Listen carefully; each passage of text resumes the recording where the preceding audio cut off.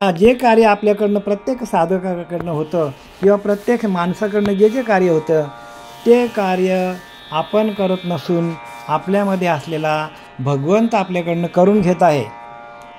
जे कर्म आपल्याकडनं होतं ते कर्म मी करत नसून माझ्याकडनं माझ्या आतमध्ये असलेला माझ्या हृदयामध्ये असलेला जो परमात्मा आहे तो परमात्मा माझ्याकडनं कार्य करून घेतो.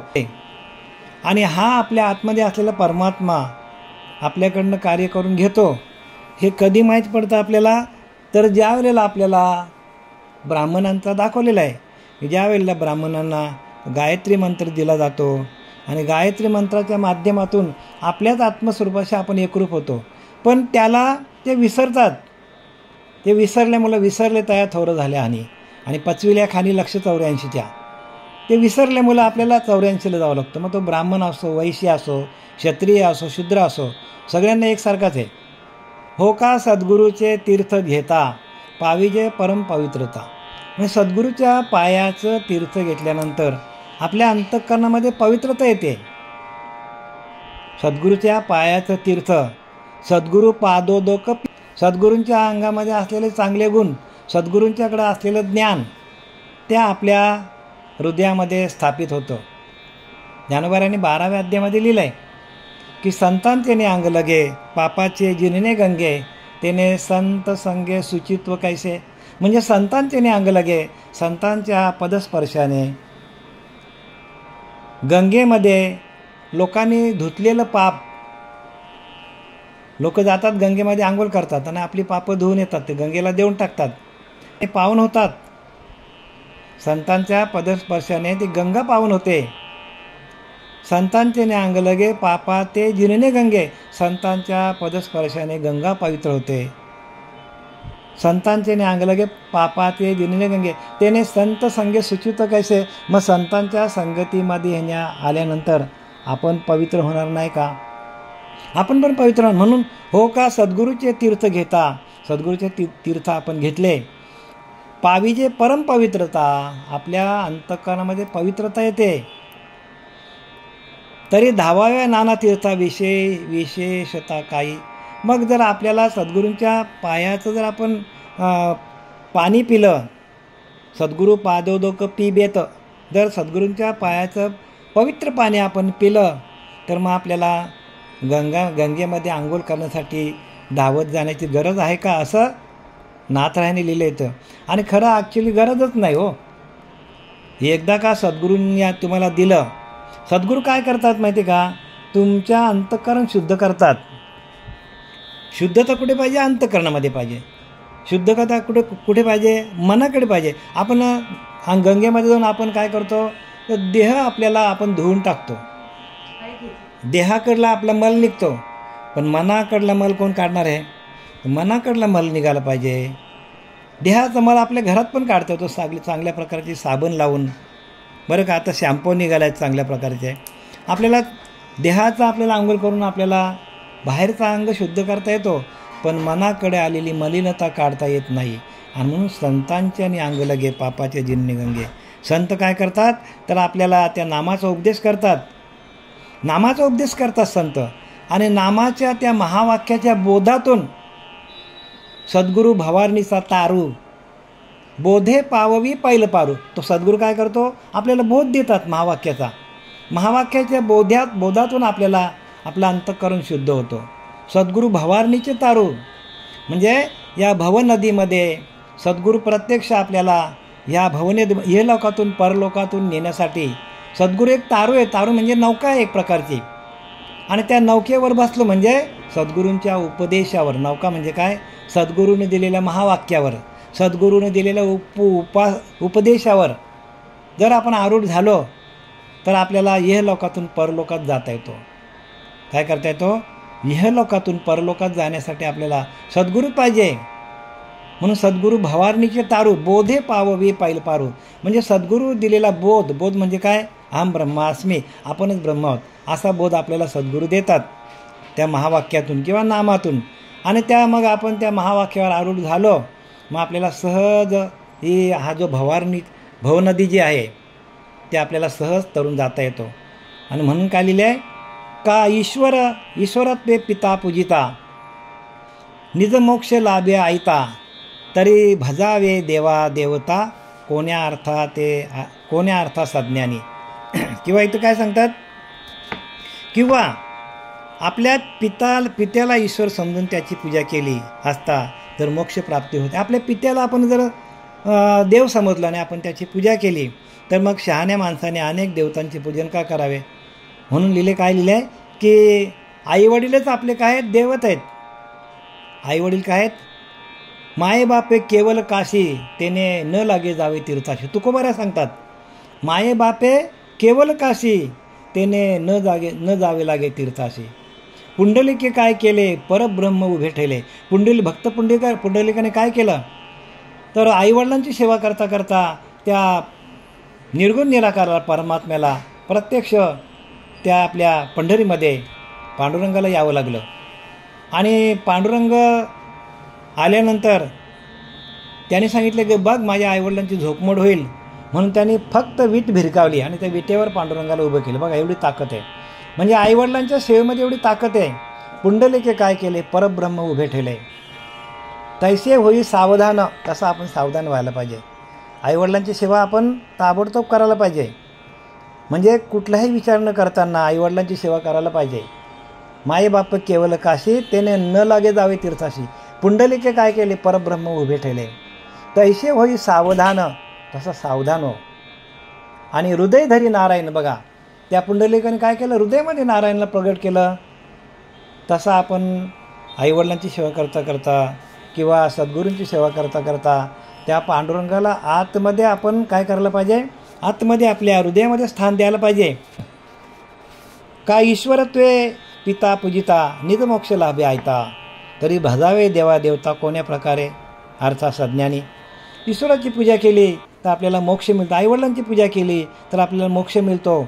मग कोण्या अर्था सज्ञानी, मग सज्ञानी लोकांनी कोणाला भजायला पाहिजे, तेवी स्वकर्मची करिता लाभ्या आपली निष्कर्मता. ते स्वधर्मी काम कल्पिता जीव निज स्वार्थात ना अडले. तेवी स्वकर्मेची करिता निष्कर्मता स्वधर्मातच मिळू शकते. म्हणजे आपण काय करायला पाहिजे तर प्रत्येकाने जी काय सेवा करायची असेल ती आपली सकाम भक्ती केली तर आपल्याला ती फलद्रूप होत नाही. निष्काम भक्ती करायला पाहिजे. भगवंताची तुम्ही सेवा करा, आईवडिलांची सेवा करा, गुरुची सेवा करा. जे काय तुमची दिनचर्या आहे, जे काय तुम्हाला दिनचर्या कामधंदा दिलेला तो उद्योगधंदा करता करता त्याच्यामध्ये काम न ठेवू नको, कुठले कामिक भक्ती करू नका सांगितले. कारण कामिक भक्तीने काय होतं, तो स्वधर्माचा नाश होतो. सगळ्या संतांनी जे पंढरीला संत होऊन गेले आत्तापर्यंत, जे काही जनाबाई मुक्ताबाई जे काही संत होऊन गेले बरं का, नरहरी सोनार, सावतामाळी, या सगळ्यांनी स्वधर्माचं आचरण करून भगवंताच्या नामाशी एकरूप होऊन सगळं, कोणी मळा लावला, कोणी काय सगळे जे काय उद्योगधंदे केले. कांदा मुळा भाजी अवघी विठ्ठाबाई माझी, म्हणजे कांद्यामध्ये मुळामध्ये पण ते विठ्ठाबाईला बघितलं त्याने. एवढी त्यांची भक्ती काय निष्णात होती, एवढी भक्ती त्यांची तरबेज होती. आणि म्हणून भगवंत त्यांच्या हृदयामध्ये येऊन बसला. तसा आपण प्रत्येकाने सगळ्यांनी काय करायचं तर सकाळी उठल्यापासून भगवंताचं नामस्मरण करायचं. नामस्मरण करता करता, नामस्मरण म्हणजे स्वधर्म जो बाप्पा नित्य यज्ञ जाणपा, म्हणजे स्वधर्माशी, म्हणजे स्वधर्म म्हणजे काय, आपल्या आत्मस्वरूपाशी एकरूप होणं. आपला आत्मा हाच ईश्वर आहे, तो आत्माच सगळे कामं करतो, हा देह काम करत नाही. आपल्यातला आत्मा गेला तर आपला देह काम करेल का, असा भाव ठेवा. तेव्हा तुम्हाला भगवंत प्रगट होईल. भगवंत कधी प्रगट होईल, आत्मभाव ठेवा, आत्मतत्वाशी एकरूप व्हा.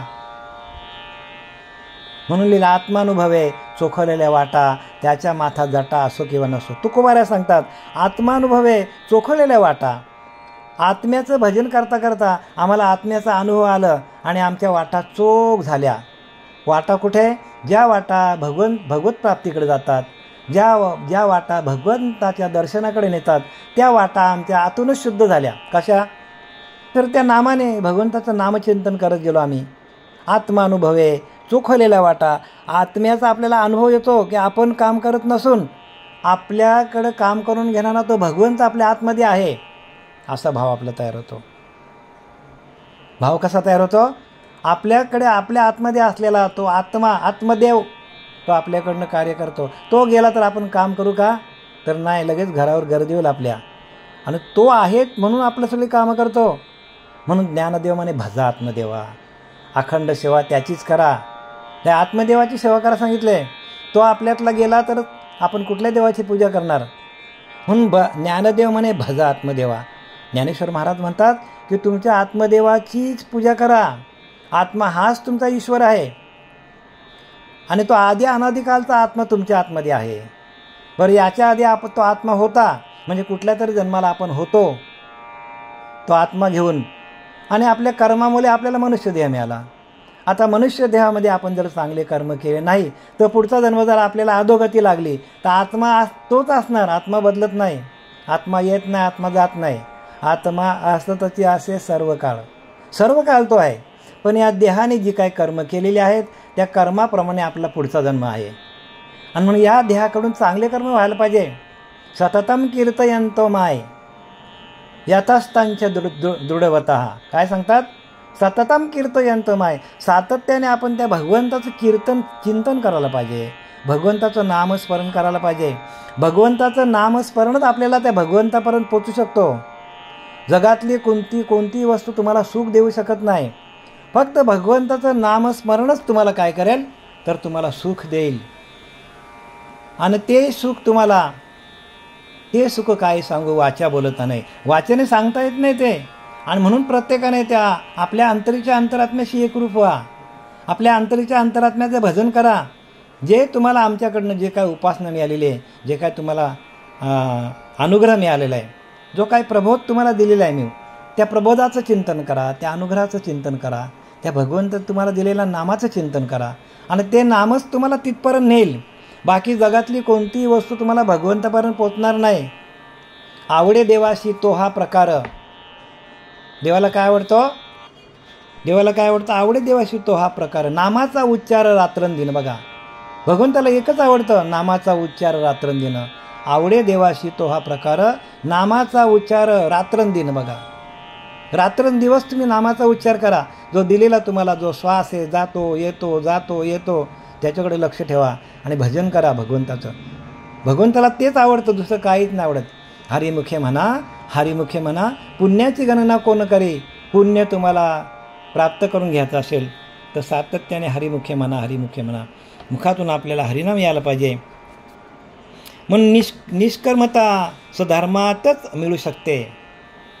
स्वधर्म म्हणजे आपल्या आत्मस्वरूपाशी एकरूप होऊन जे कार्य करणार त्यातून आपल्याला निष्कर्मता साध्य होते. आणि आपण तो भजन न करताना जर आपण सगळी कामं केली तर त्याच्याने माणसाला गर्व होतो. आणि मी केलं, माझा पैसा, माझी गाडी, माझा बंगला, माझी पत्नी, माझी मुलं, असा माणसाला काय होतो? अहंकार होतो. म्हणून ज्ञानोबा आणलेले तरी उचित कर्मे आघवी तुवा आचरुणी मजा अर्पावी. सगळ्या प्रकारची कर्म कर अर्जुना. उचित कर्म आहे. अरे एकदम उच्च प्रकारचं कर्म कर. सांगता येईल अशी कर्म कर. लोकांना सांगता येईल अशी कर्म कर. कर्म कसे करायचे? कर्म केले पाहिजे सांग. कर्म असे करा की सांगण्याचे कर्म करा. आणि त्या उचित कर्म आघेवी तुवा आचरुणी मजा अर्पावी. सगळी कर्म कर पण मला अर्पण कर. परिचित्त वृत्ती विनासावी आत्मस्वरूपी. परंतु तुझं चित्त आहेत ना, तुझ्या आत्मतत्वाशी एकरूप कर, तुझ्या आत्म्याशी एकरूप कर. परिचित्त वृत्ती विनासावी आत्मस्वरूपी. उचित कर्मे आघवी तुवा आचरुणी मजा अर्पावी. अर्जुना सगळ्या प्रकारची कर्म कर पण ती मला अर्पण कर. मग भगवंताला अर्पण करण्यासारखी कर्म आपल्याला करता यायला पाहिजे. काही कर्म असे असतात की ती भगवंताला अर्पण करू शकत नाही. उदाहरणार्थ आपण चांगला समजा खाल्ला, जे नको खायचं ते खाल्ला, जे नको पियायचं ते पिल्ला, तर आपल्याला भगवंताला अर्पण करता येईल का? आपण चोरी केली, आपण उगाचच कुठून तरी चोरून एखाद्याकडे बघितलं, आपण उगाचच एखाद्याची निंदा केली, हे कर्म आपल्याला भगवंताला अर्पण करता येईल का? अजिबात अर्पण करता येणार नाही. म्हणून उचित कर्म आघावी अशी कर्म कर. कर्म केले पाहिजे सांग. असे कर्म कर की सांगण्यासारखे कर्म कर. कदाचित पडले व्यंग तरी प्रत्यवाय घर. जरा जरी आपल्याकडनं चुका झाला तरी आपल्याला ते भोगायला लागेल. म्हणून चांगली कर्म करा बाबांनो, चांगली कर्म करा. चांगल्या कर्मातून आपल्याला चांगल्या चांगल्या वाटा मिळतील, भगवंताकडे जाण्याची वाट आपल्याला तयार होईल. आणि ती वाट आपणच तयार करायची आहे, आपल्याला कोणी वाट दाखवणार नाही. या ग्रंथामध्ये जरी लिहिलेला असला तरी वाचून तुम्हाला कळणार नाही. म्हणून सद्गुरू बोध पाहिजे. त्याला सद्गुरू काय पाहिजे? सद्गुरू भवारणीचा तारू, बोधे पाविवे पहिलं पारू. त्या बोधातून आपल्याला ये लोकातून परलोकामध्ये जाता येतो. आपल्याला बोधातून, बोध नसेल तर नाही जमणार.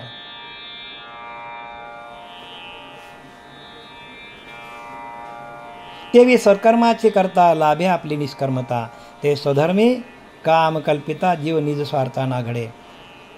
आणि म्हणून स्वधर्माचे कर्म करताना जर आपण त्या फलाची अपेक्षा केली तर आपण आसक्ती ठेवून जर कार्य केलं तर आपला जीव काय व्यर्थ संयुक्ताला मुक्तात. म्हणजे आपलं स्वतःचं हित तर होत नाही, पण आपला स्वधर्म पण बुडतो त्याच्याने. स्वधर्म म्हणजे काय की आपल्या आत्मस्वरूपाशी एकरूप होणं, आपल्या आत्म्याचं भजन करणं, ह्याला स्वधर्म म्हणतात. निर्विकल्पे स्वधर्माचरण त्या नाव माझे शुद्ध भजन. तेने भजने होऊन प्रसन्न विवेक वैराग्य भक्तीशी मी दे. काय सांगतात बघा नात्रा इथं, निर्विकल्प स्वधर्माचरण म्हणजे कुठलीच कल्पना करू नका. कुठलीच कल्पना तुमच्याकडे पाहिजे नाही. कल्पना जाई सांडे त्याची का परमार्थ घडे. निघून जातात. आणि भगवंताच्या भजनातून जे जे कार्य होईल ते भगवंताला अर्पण होतं, आपोआपच अर्पण होतं. आपल्याला का अर्पण करायची गरज नाही, पण भजन पाहिजे. भजन म्हणजे अखंड चिंतन विठोबाचे पाहिजे, तरच ते कर्म आपल्याला काय करता येतो, कर्मच आपल्याला अकर्म करता येतो. निर्विकल्प स्वधर्माचरण त्या नाव माझे शुद्ध भजन. बघा शुद्ध भजन कशाला म्हणतात, तर कुठलीच कल्पना तुमच्याकडे नसेल. कल्पना जाई सांडे तैची गा परमार्थ घडे. त्याला परमार्थ घडतो. तेने भजने होऊन प्रसन्न. आणि मग काय माझे शुद्ध भजन कशातून होतो, तर निर्विकल्प स्वधर्माचरण. निर्विकल्पाने म्हणजे कुठलीच कल्पना न करताना स्वधर्माचं आचरण केलं तर त्या नाव माझे त्याला शुद्ध भजन म्हणतात. तेने भजने होऊन प्रसन्न. आणि त्या भजनातून भगवंत प्रसन्न होतो आणि त्याच्यातून विवेक निर्माण होतो, वैराग्य निर्माण होतो आणि भक्ताशी मी दे. आणि त्या भजनातून भगवंतच आपल्याला विवेक निर्माण करतो आपल्या पिंडामध्ये. आणि विवेकातून आपल्याला वैराग्य निर्माण होतो. विवेक आणि वैराग्य तेच जाणीचे महत्भाग्य. महत्भाग्य कशाला म्हणतात, तुमच्या पिंडामध्ये विवेक निर्माण व्हायला पाहिजे, तुमच्या पिंडामध्ये वैराग्य निर्माण व्हायला पाहिजे, संसाराविषयी आसक्ती कमी व्हायला पाहिजे आणि भगवंताच्या नामाची आसक्ती मग वाढली पाहिजे. त्याला वैराग्य म्हणतात. आणि चांगलं काय, वाईट काय, पाप काय, पुण्य काय, स्वर्ग काय, नरक काय, खरं काय, खोटं काय, विवेक काय, अविवेक काय, हे माणसाला कधी कळतो, तर भजन केलं तर, तुम्ही अखंड चिंतन केलं तरच तुम्हाला ह्या सगळ्या गोष्टी, तुमचा कोडा तुम्हाला सुटणार आहे, कोणाचीच गरज लागणार नाही. पण तुमचं भजन व्हायला पाहिजे, अखंड चिंतन विठोबाचे. तुकोबारा म्हणता अखंड चिंतन विठोबाचं केलं. जगद्गुरू तुकोबारा झाला, जगाचा गुरु झाला तुकोबारा. या कशातून, फक्त भजन. बस फक्त भजन करा, बाकी काही करायची गरज नाही. भजनाच्या माध्यमातून सगळा कोडा सुटतो. म्हणून काय लिहिलं, विवेक वैराग्य ज्ञान भक्ताशी मी दे. आणि माझं भजन ज्याने केलं त्याला विवेक प्रदान करतो, त्याला वैराग्य प्रदान करतो. आणि संपूर्ण जो काही कोडा आपल्याला सुटायचा असेल तर भगवंताचं भजन व्हायला पाहिजे. भजन काय व्हायला पाहिजे, भजन व्हायला पाहिजे. भजन म्हणजे अखंड नामस्मरण चिंतन व्हायला पाहिजे. सततम कीर्तयंतो माय म्हणजे काय, सातत्याने कीर्तन व्हायला पाहिजे भगवंत. कीर्तन म्हणजे नामस्मरण. इथं कीर्तन म्हणजे तो टाळ वाजून तो कीर्तन नाही बरं का.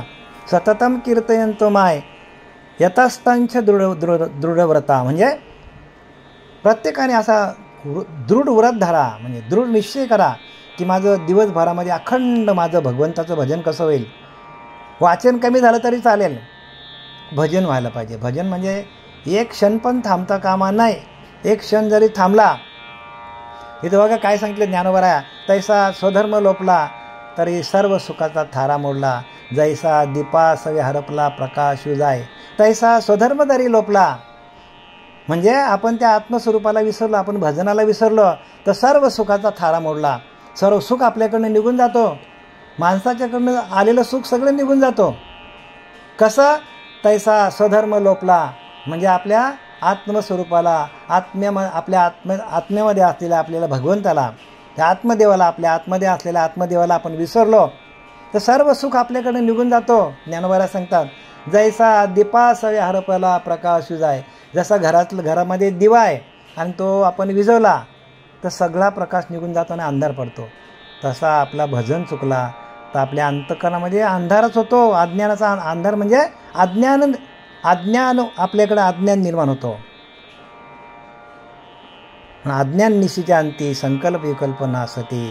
त्याने गुणे होई प्राप्ती परब्रह्माची. अज्ञान निशीच्या अंती, अज्ञानाचा अंधकार गेला. अज्ञान निशीच्या अंती संकल्प विकल्प नासती. बघा, संकल्प विकल्प बाद होतात. अज्ञान गेला की संकल्प विकल्प बाद होतो. त्याने गुणे होई प्राप्ती परब्रह्माची. हजारो गुणांनी परमात्मा आपल्या अंतःकरणामध्ये प्रगट होतो. स्वतःचा प्रकाश तयार होतो, आत्मप्रकाश तयार होतो आपल्याकडे. आणि तो आत्मप्रकाश आपल्याला वाढवता यायला पाहिजे. हळूहळू वाढता वाढले भेदिले गगनमंडला, म्हणजे आपल्या ब्रह्मरंध्रात जाता येतो आपल्याला. तो प्रकाश पडला पाहिजे. तेनेची ज्ञाने होई शुद्धमती. आणि काय सांगितलं, जर आपल्याकडे विवेक निर्माण झाला, आपल्याकडे वैराग्य निर्माण झाला तर आपले तेनेची ज्ञाने होई शुद्धमती. तर त्या विवेकातून, त्या वैराग्यातून आपली मती म्हणजे आपला मन शुद्ध होतो. मन शुद्ध करा, मन करा रे प्रसन्न सर्व सिद्धीचे कारण. काय लिहिले, मनालाच प्रसन्न करा. सगळ्या सिद्धी तुम्हाला मनाकडे आहेत, पण ते मन काय कसं प्रसन्न होईल तर त्या मनाकडे भगवंताचं चिंतन असलं पाहिजे, भगवंताचं नाम असलं पाहिजे, अखंड चिंतन विठोबाचे असलं पाहिजे, तरच आपलं मन शुद्ध होईल. तेनेची ज्ञाने होई शुद्धमती. आणि त्या आत्मस्वरूपाशी एकरूप झालं तरच आपलं मन शुद्ध होईल, शुद्धमती. आपलं चित्त शुद्ध होईल. चित्तशुद्धी माझी परमभक्ती शक्ती. आणि मनाकडे आलेले विषय जे आहेत ते आपण चित्ताकडे न्यायचं आणि चित्तातून चैतन्याकडे न्यायचं. मन, बुद्धी, चित्त आणि चैतन्य मनातून बुद्धीकडे जातो. बुद्धी काय करते, चांगलं आहे ते घेतो आणि वाईट टाकून देतो. बुद्धी काय करते, मन सगळं घेतो, चांगलं काय वाईट सगळं घेतो. पण बुद्धी काय करते, बुद्धी सॉर्टिंग करते, चांगलं ते घेतो. पण कधी गुरु केला तर, नाही तर मग गुरु नाही केला त्याचा जन्म व्यर्थ गेला. गुरु केला नाही तर चांगलं वाईट कळत नाही माणसाला, त्याला वाटतं माझंच बरोबर आहे. म्हणून मन सगळं घेतो, चांगलं वाईट मन घेतो. आणि बुद्धी काय करतो, सॉर्टिंग करतो, चांगलं तेवढं घेतो आणि वाईट तेवढं टाकून देतो. मन, बुद्धी, चित्त. आणि बुद्धी चांगलं असेल चित्ताकडे नेतो आणि चांगलं चित्ताकडे चांगलं विचार आले, चित्ताकडे विवेक प्रगट झाला की तो चैतन्यामध्ये जातो. आणि चैतन्य म्हणजे परमात्मा. आपल्या अंतःकरणामध्ये असलेला तो परमात्मा आहे, तो आपल्या आतमध्ये, तो चैतन्य स्वरूपामध्ये आहे. मग ते चित्त शुद्धी माझी परमशक्ती. आणि चित्त शुद्ध झालं की ते चैतन्यामध्ये जातो. आणि चैतन्य ही शक्ती आहे. जसा हा आपला दिवा आहे, लाईट आहे आपली, त्या लाईटला चालवणारे जो करंट आहे, तो करंट तसा आपल्याला चालवणारा जी चैतन्य आहे, प्रत्येक देहाला चालवणारा तो चैतन्य आहे, तो आपला परमात्मा आहे, ती शक्ती आहे. आणि त्या शक्तीला ओळखणे, त्या शक्तीशी एकरूप होणे म्हणजे भक्ती आहे. चित्तशुद्धी माझी परमभक्ती. चित्त शुद्ध झाला तरच परमात्म्याची भक्ती होते. भक्तीने माझी परमप्राप्ती भक्त पावती उद्धवा. आणि अशी भक्ती झाली उद्धवा, भगवंत परमात्मा उद्धवाला सांगतो, अशी भक्ती झाली ज्या साधकाकडून अशी भक्ती होते. भक्तीने माझी परमप्राप्ती आणि त्या भक्तीतून माझी प्राप्ती होते. मी परमात्मा, माझ्या परमात्म्याची, मी एक परमात्मा आहे, त्या परमात्म शक्तीची प्राप्ती होते. म्हणजे भगवंत म्हणतो माझी प्राप्ती होते. अशी भक्ती जर झाली, मन, बुद्धी, चित्त आणि चैतन्य अशी जी क्रिया आहे मनाकडे, म्हणून आपण किती पण आंघोळ्या केल्या तरी आपल्या शरीराचा मैल जाईल, पण अंतःकरणाचा मैल, मनाचा मैल घालवण्यासाठी आपल्याला गुरुने दिलेल्या विचारातूनच आपल्याला शुद्धता येईल. गुरु दाविल्या वाटा, गुरुने आपला वाट दाखवली तरच आपल्याला भगवंतापर्यंत जाता येतो. मताने गेला, मनोमार्गे गेला तो तेथेच मुकला. ज्ञानोबाला सांगतात, आपल्या मनाच्या मार्गाने जाऊन चालणार नाही. तर आपल्याला जो काही श्रीगुरूंनी आपलं भजन दिलेलं आहे, श्रीगुरूंनी जो काय आपलं महावाक्य दिलेलं आहे, श्रीगुरूंनी जो काय आपलं नाम दिलेलं आहे, त्या नामाच्या माध्यमातून आपल्याला भगवंताची प्राप्ती होते. आणि म्हणून भक्त पावती उद्धवा. आणि असे भक्त उद्धवा, असे भक्तच मला येऊन भेटतात. आणि जे माझं भजन करत नाही बरं का, ते मला येऊन भेटत नाही सांगतात. म्हणून भजन कसं करायचं, स्वधर्माशी एकरूप कसं व्हायचं, स्वधर्माचं आचरण करता करता भगवंताला प्राप्त कसं करून घ्यायचं, या लागी नैराश्य जे स्वधर्म कर्म तेची माझे भजन परम, तेने भजने मद भक्तोत्तम, स्वये पुरुषोत्तम होऊन ठाकते.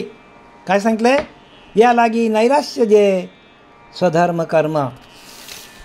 म्हणून काय सांगतात उद्धवा, पुन्हा पुन्हा सांगतो की फलाशा सोडून केलेले जे स्वधर्माचरण तेच माझे श्रेष्ठ भजन आहे.